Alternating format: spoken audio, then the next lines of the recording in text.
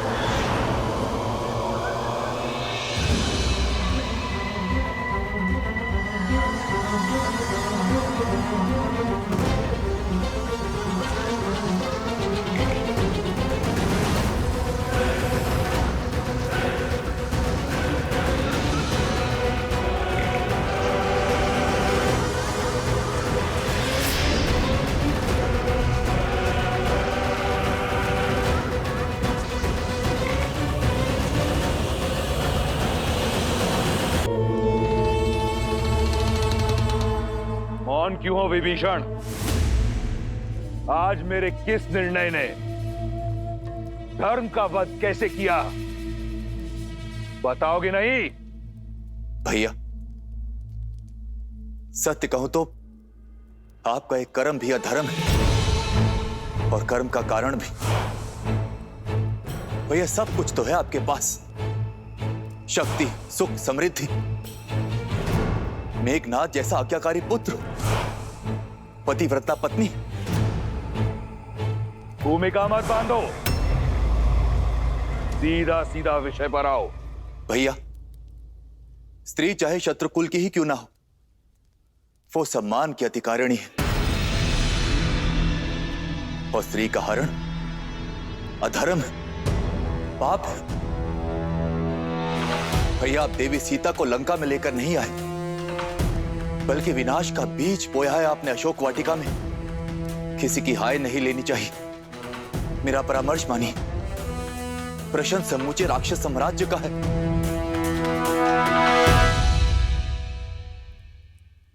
श्री राम को उनकी सीता लौटा दीजिए भैया।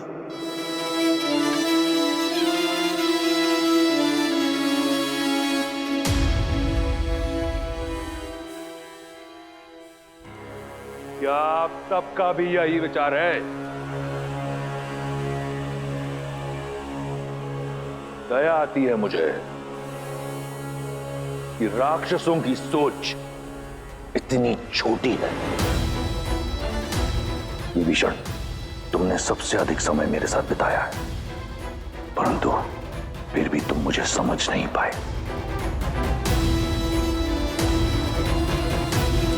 इस सभा में उपस्थित हर राक्षस मेरी दूरदर्शिता से कोसों दूर है।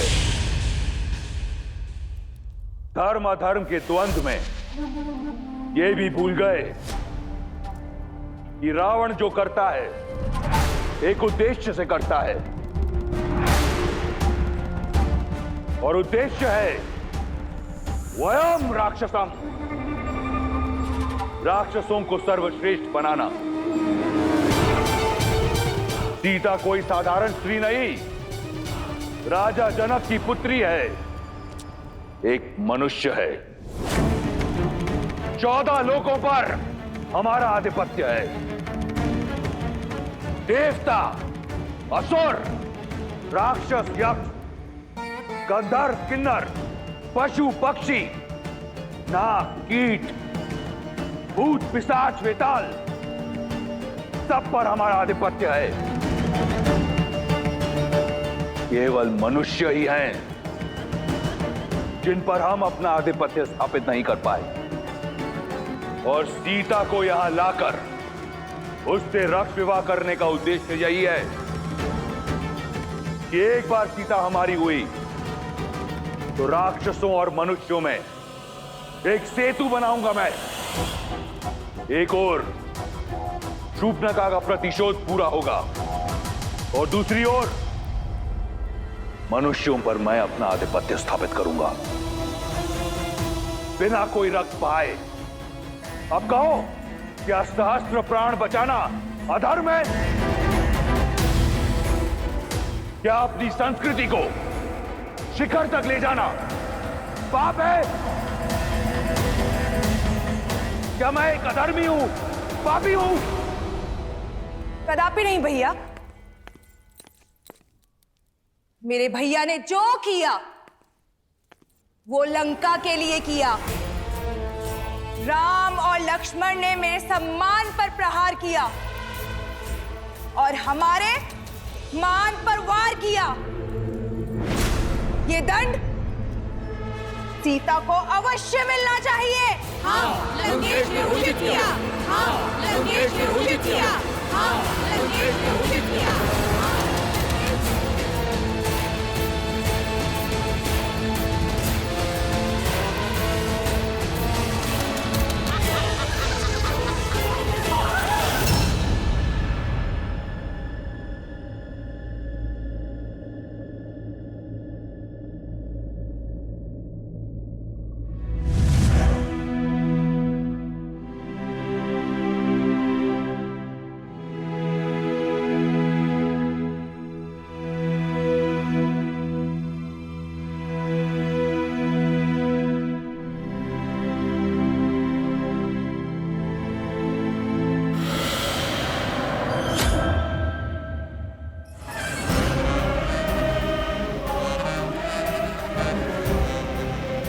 डरो मत, त्रिजटा तुम्हें मारने नहीं आई है। मैं तो सिर्फ ये देखने आई थी कि विधाता ने तुम्हें कैसे गढ़ा है। जिस लंकेश से विवाह करने के लिए तीनों लोक की सुंदरियां मरती हैं, उनका प्रस्ताव ठुकरा दिया तुमने। भला ऐसा कैसा साहस छिपा है इस कोमल काया में? अब मैं तुझे बताऊं मेरे अंदर क्या छिपा है। एक नरभक्षी। प्रार्थना करना कि लंकेश्वर तुम्हें स्वीकार कर ले, अन्यथा मैं तुम्हें अपना आहार बनाऊंगी। श्री राम, श्री राम। जिसका मंदिर अगर उसी देवता को पुकारा जाए तो इच्छा पूर्ण होती है, मूर्ख। लंका का देव केवल दशानन है। अब तुम्हें केवल वही बचा सकते हैं। इसलिए राम का नाम भूलकर रावण के नाम का जप करना प्रारंभ करो।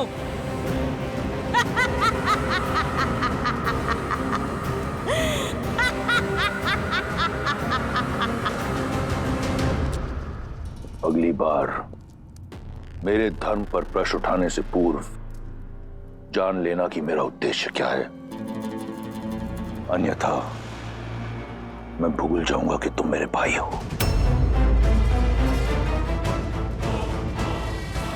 एक बात आपको भी स्मरण रखनी चाहिए दशानन, कि वो एक पतिव्रता नारी है। उसके श्राप की शक्ति पूरे असुर साम्राज्य को लील सकती है। उस पर वो उस जाति से है जिससे आपको अभेदान नहीं है। इसलिए कुछ भी करने से पूर्व आप सोचिएगा अवश्य। सोच भी रहा हूं और देख भी रहा हूं कि पराई स्त्री की बहुत चिंता है तुम्हें। क्या मेरी बहन एक स्त्री नहीं? जब उसका अपमान राम ने किया तब उसने क्यों नहीं सोचा कि वो भी लील सकता है? क्यों नहीं कोसा तुमने उस राम और लक्ष्मण को जब उन दोनों ने मेरी बहन के अंग भंग किए? मेरे अजय भाई खर और दूषण और मेरे इतने सारे रिश्तेदारों का संहार किया। क्यों मौन थी तुम? उस राम ने रावण की बहन पर नहीं, राक्षसों की आन पर प्रहार किया है और उसका दंड उन्हें भोगना होगा। यह घटना संपूर्ण संसार के लिए एक सीख होगी कि रावण के अभिमान और लंका के मान पर यदि प्रहार हुआ तो उसका प्रतिशोध होगा।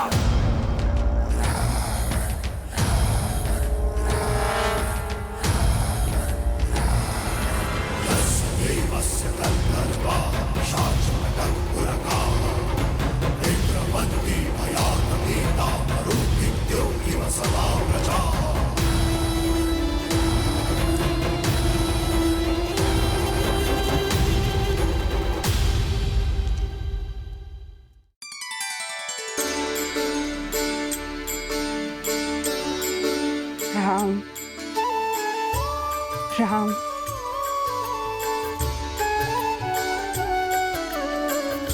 राम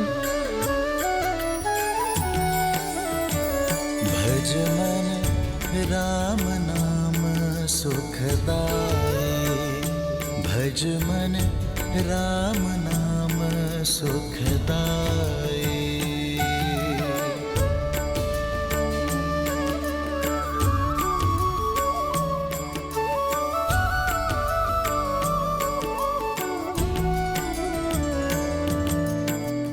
जी दर्शन से तर जाए नैया, तीही सूरत मन भाई। वो ही रघुवर की बन के मैया, चख चख बेर खबाई, चख चख बेर खबाई। भज मन राम नाम सुखदाई, भज मन राम नाम सुखदाई। राम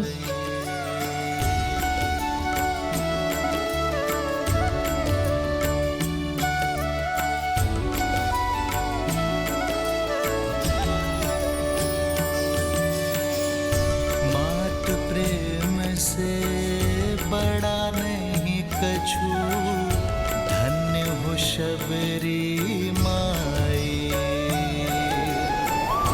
राम नाम जो कोई सेवत, सदा रहत सुखदाई।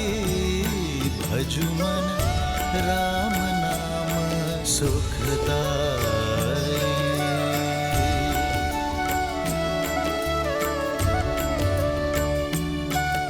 राम राम आएंगे।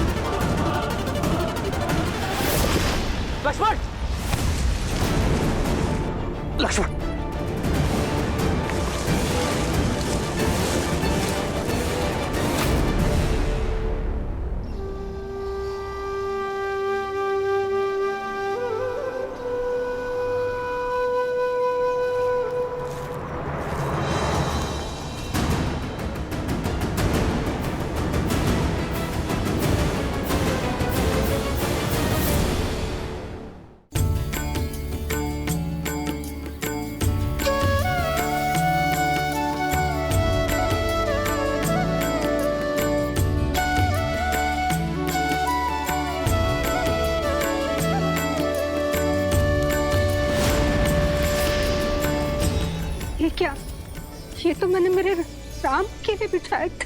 कौन है ये वनवासी जो वन मार्ग में पुष्प बिछाए बैठी है?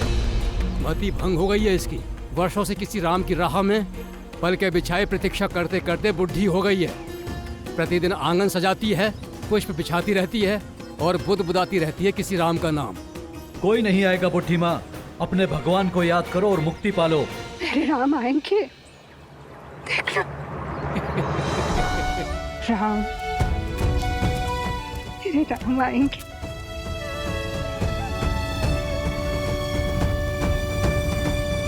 आनंद तो प्रतीक्षा में है देवी। देखिए ना, देवी शबरी कैसे श्री राम के लिए प्रतीक्षारत है। सत्य तो यह है कि ये इस श्री राम गाथा का अत्यंत महत्वपूर्ण पल है। परंतु महादेव, श्री राम से तो कितने ही प्रेम करते हैं, फिर शबरी उनकी यात्रा में इतनी महत्वपूर्ण क्यों? जीवन में हमें दो ही प्रकार के व्यक्ति मिलते हैं। एक वो जो जीवन यात्रा में मिलते हैं, दूसरे वो जो हमारी जीवन यात्रा को दिशा देते हैं।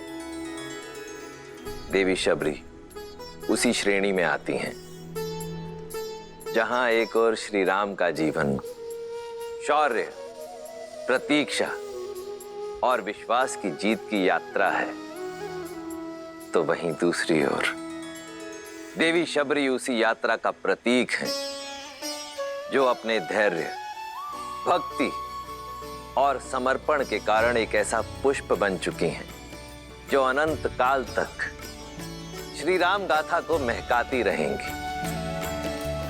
देवी, सत्य तो यह है कि देवी शबरी के चरित्र में से यदि कोई एक भी गुण कोई मनुष्य अपने चरित्र में समाहित कर ले तो उसका जीवन धन्य हो जाएगा। अद्भुत। जिस शबरी के गुण गाते स्वयं महादेव नहीं थक रहे हैं, उस शबरी का परिचय मुझे भी दीजिए। अवश्य देवी। भीलों के कुनबे के एक मुखिया लखुता भील की इकलौती पुत्री थी शबरी। भोली, पवित्र, जो भौतिक नहीं मन के सुख चाहती थी।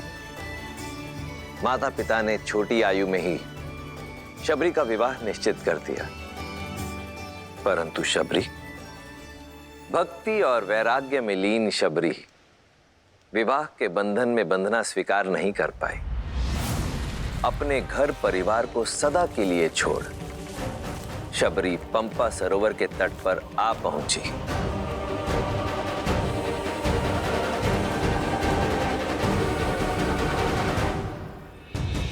जहां नियति ने उनकी भेंट महान ऋषि मतंग से करवाई। शबरी उनका मार्गदर्शन चाहती थी। मतंग के शिष्य और सहयोगियों ने शबरी के कुल के कारण उसका विरोध किया, पर मतंग ऋषि ने उसके मन की पवित्रता को भांपा और शबरी को अपनी शिष्या स्वीकार किया।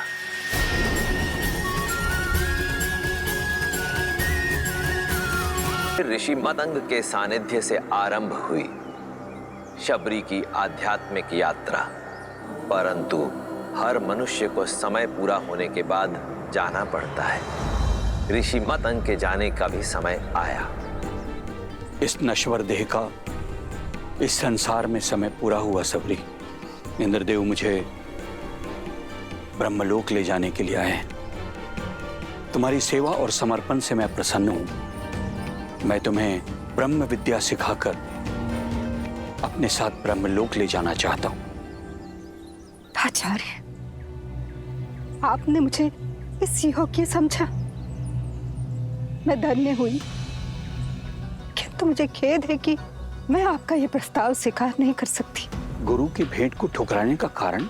आचार्य, ये मेरा सौभाग्य था कि मुझे आपका आशीष मिला, किंतु मेरे जैसी ऐसी कई वनवासी स्त्रियां हैं जिन्हें ना तो ज्ञान का सानिध्य मिला, ना ही उसे अर्जित करने का कोई माध्यम, और मैं उनके लिए कुछ करना चाहती हूँ।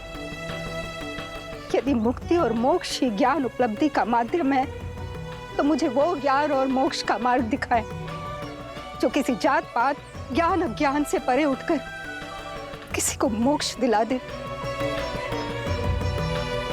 आज अंतिम बार मेरा मार्गदर्शन कीजिए आचार्य। मुक्ति के लिए, भगवान को पाने के लिए भक्ति से सुगम कोई अन्य मार्ग नहीं है। यहीं पंपा सरोवर के तट पर कुटिया बनाओ। नारायण जब राम के नाम से मानव अवतार लेंगे तब तुम्हें खोजते हुए स्वयं तुम्हारी कुटिया में पधारेंगे सबरी। उस दिन से लेकर प्रतिदिन शबरी पूरे धैर्य से अपने श्री राम की बाट जो रही है।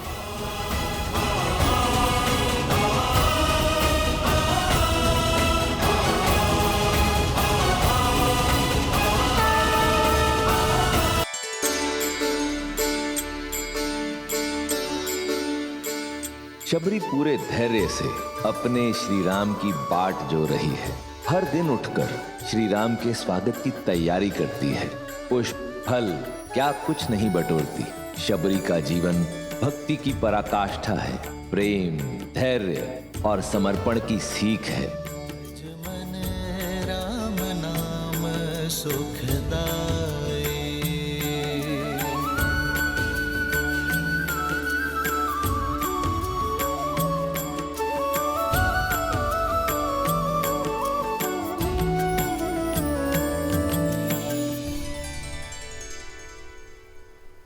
भैया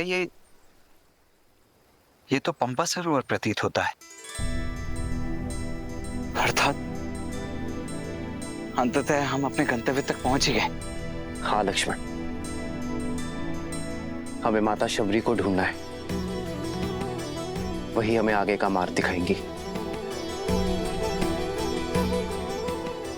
आओ।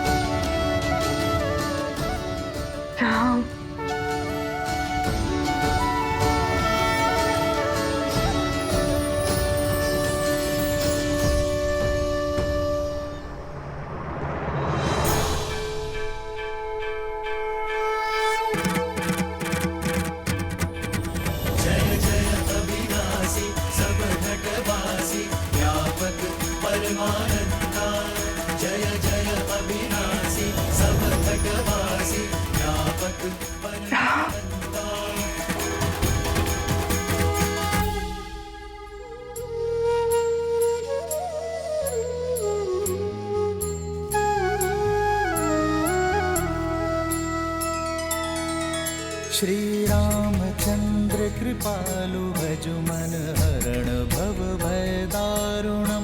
नव कंज लोचन कंज मुख कर कंज पद कंजारुणम। भगवान के अवतार का केवल नहीं गुणगान है। कैसे नारायण बने नर इसका पावन ज्ञान है। श्री राम श्री राम श्री राम श्री राम।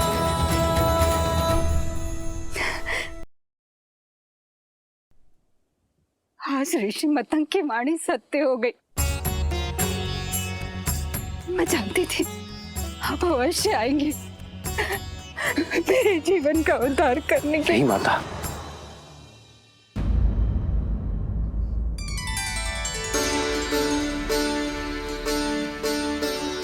आप मेरे लिए माता समान है और माँ पुत्रों के पग नहीं छूती, वो उन्हें आशीष देती है। माता, आपने मुझे माता कहा। जो बरसों अपने पुत्र की प्रतीक्षा करे, जो उसके सत्कार के लिए सदैव तत्पर हो, उसे माता नहीं तो क्या कहूं माता।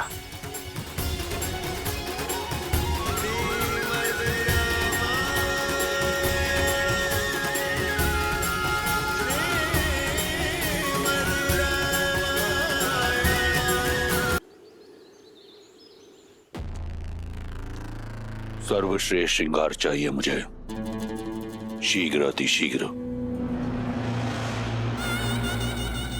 मैं सीता को अपना बनाने के लिए अति उत्सुक हूं।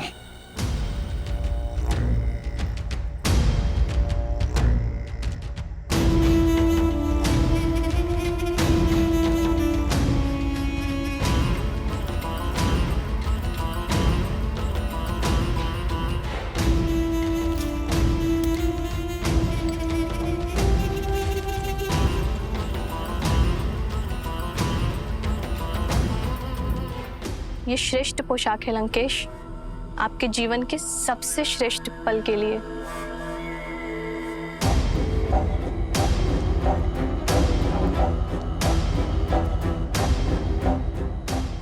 लंकेश्वर सज है अपनी बहन के प्रतिकार और अपनी परीक्षा के पुरस्कार दोनों के लिए।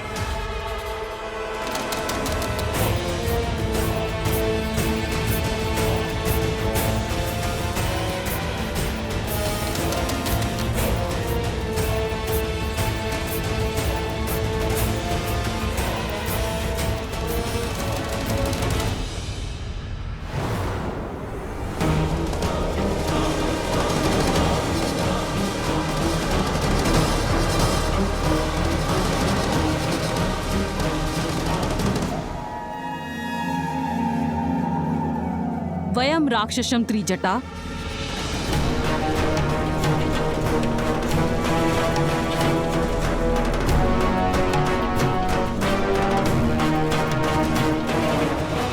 ऐसे होगी राक्षस जाति की रक्षा?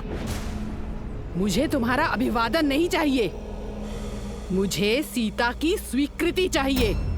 मंडप सजा हुआ है, ये अभी तक सज्ज क्यों नहीं हुई है? मैंने बहुत प्रयास किया। अत्यंत हठी है ये, न भयभीत होती है और न प्रश्न का उत्तर देती है। एक चट्टान की तरह अटल है।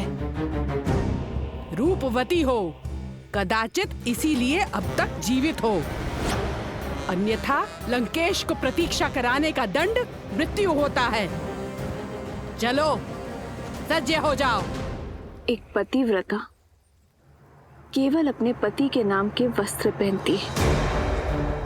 मेरा श्रृंगार, मेरा आभूषण, मेरे राम का प्रेम है।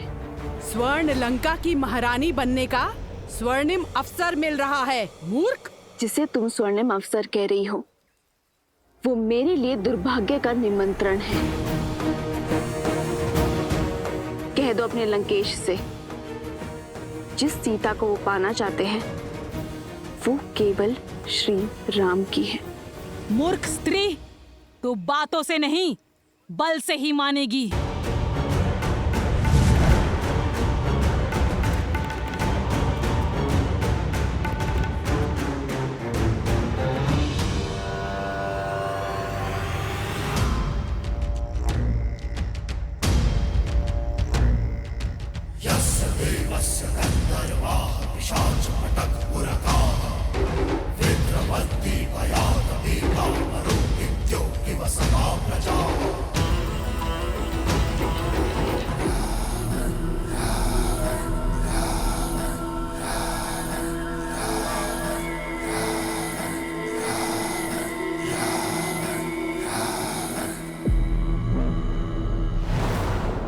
कहाँ है मेरी वधू?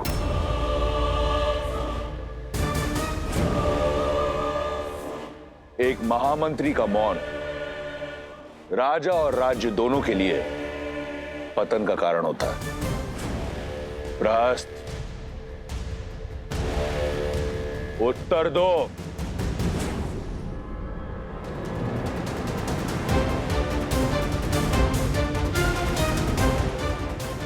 प्रहस्त, मेरे प्रतिशोध का पारितोष सीता कहां है?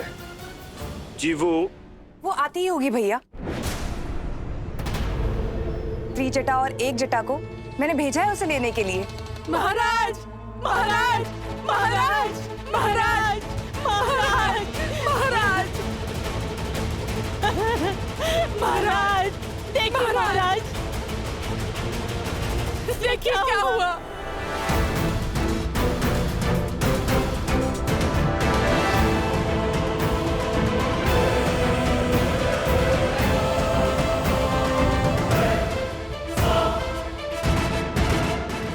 कैसे हुआ ये सब? मैं नहीं जाऊंगी। मैं केवल श्री राम की हूं। अनर्थ मत करो। दया लंकापति नहीं करेंगे। यदि विलंब हुआ तो प्रतीक्षा उन्हें क्रोध दिलाती है। शीघ्र सज्ज हो जाओ। देखो, मंडप तो तुम्हें ले जाना ही है।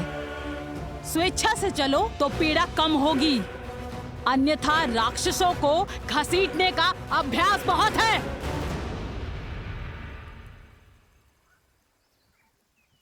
श्री राम श्री राम। त्रिजटा, इसका दंभ तोड़ने में मेरी सहायता करो। श्री राम श्री राम श्री राम श्री राम श्री राम श्री राम।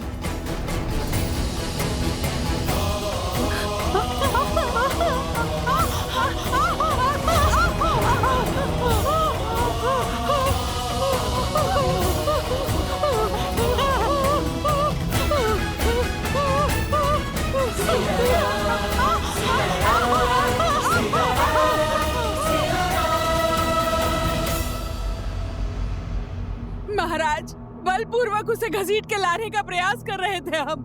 उसके स्पर्श मात्र से ही हमारे हाथ। एक क्षण।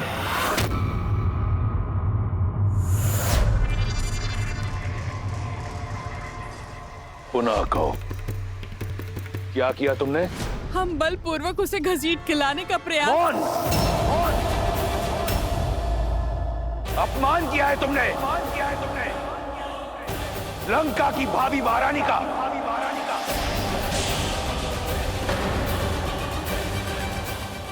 स्मरण रहे,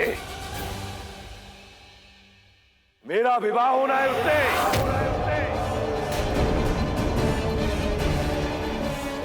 लंका की होने वाली महारानी को पशुओं की भांति घसीटा तुमने।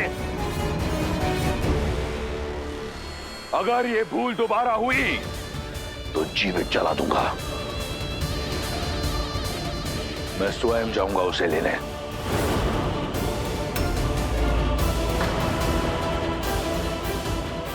ये एक वर का कर्तव्य भी है और धर्म भी। सावधान लंकेश।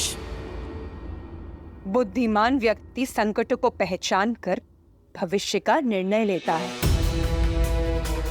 एक पतिव्रता स्त्री की पवित्रता को मत ललकारिए।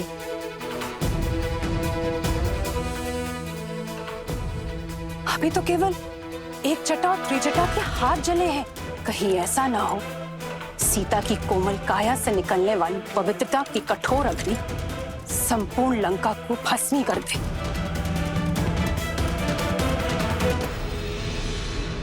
अभी भी समय है। सीता लौटा दीजिए राम को। भैया, मंदोदरी भाभी उचित कह रही। हमें श्री राम को उनकी सीता।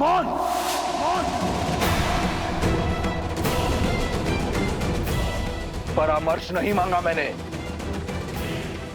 अपना भविष्य स्वयं इन्हीं हाथों से लिखा है मैंने। प्रहार से, प्रयास से आज शनि मेरा दास है। लंका का काल कोठरी में बंद है।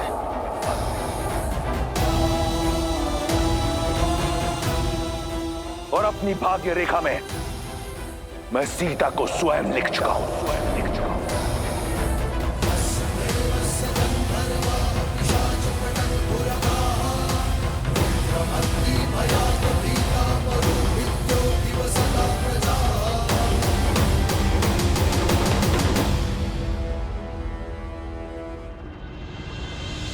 खड़े क्यों है? थक कर आए होंगे ना। चलिए अंदर आकर मेरी कुटिया में विश्राम कीजिए। मेरी प्रतीक्षा का अंधकार आपके आगमन के दीपक से मिट जाएगा। आइए। अवश्य माता। आओ लक्ष्मी।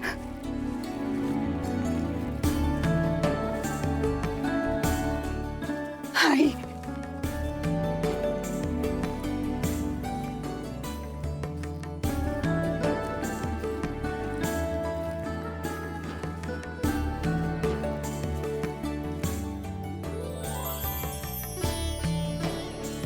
ऐसी रंगोली मैंने आज तक नहीं देखी माता। इसमें आपकी भक्ति का ही तो रंग है राम। आइए आइए बैठिए।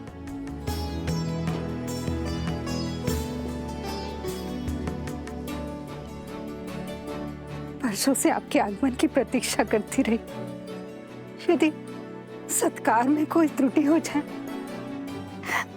तो मुझे क्षमा करें राम। माँ की ममता हर कमी पूरी कर देती है। आपको क्षमा मांगने की कोई आवश्यकता नहीं है।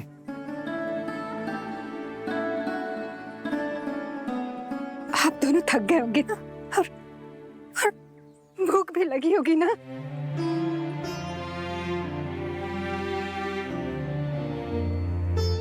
हाँ माता, भूख तो बहुत लगी है। कुछ खिलाइए ना। मैं अभी लाई राम, अभी लाई।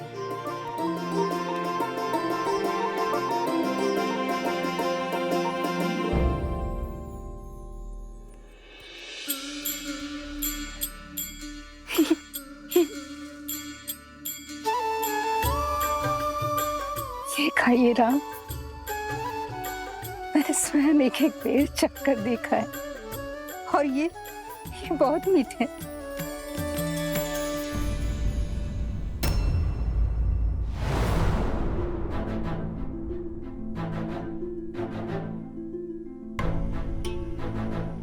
अतिथि को झूठे भेर खिलाएंगी आप?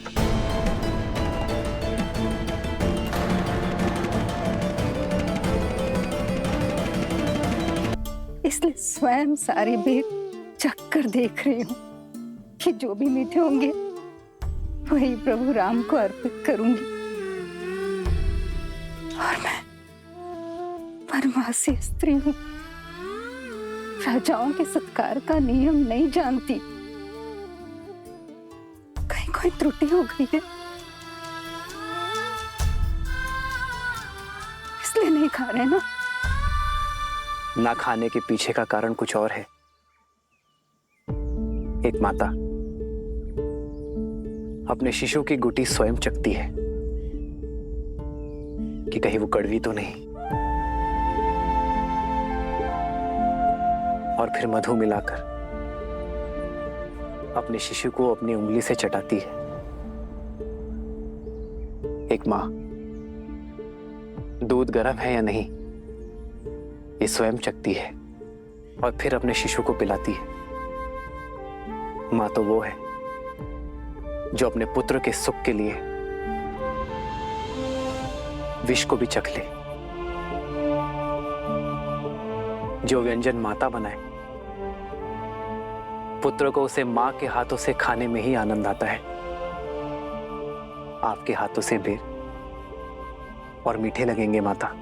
मेरे हाथ से खाओगे राम? मेरे हाथ से? क्यों नहीं माता। आज आपको देखकर बरसों बाद ऐसा लगा जैसे मेरी तीनों माताएं मिल गई मुझे। माता,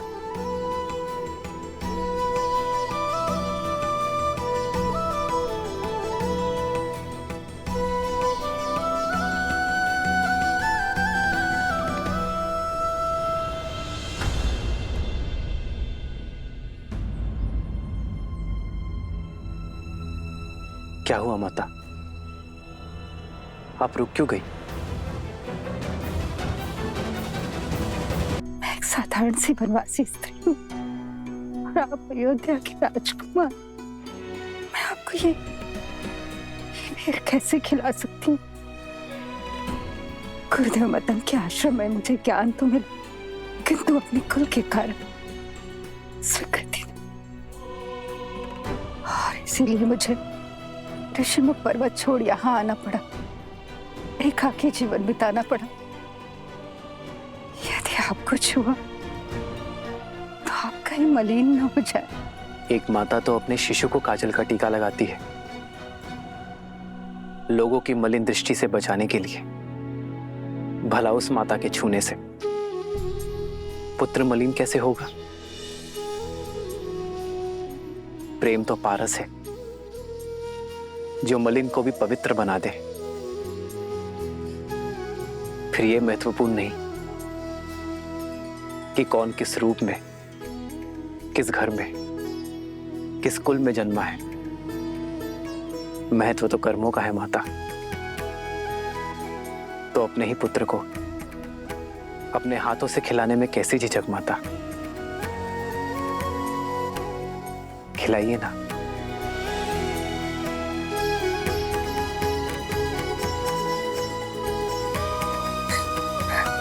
ये खाओ राम, ये बहुत मीठा है, ये खाओ। हाँ?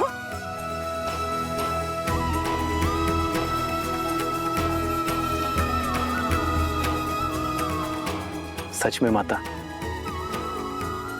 ये तो अमृत सा मीठा है।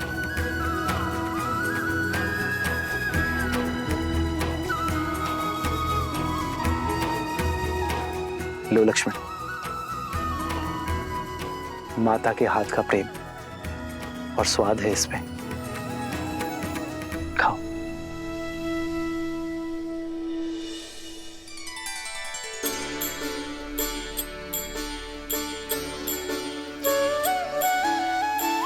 वही रघुवर की बन के मैया, वही रघुवर की बन के मैया, चख चख बेर खबाई,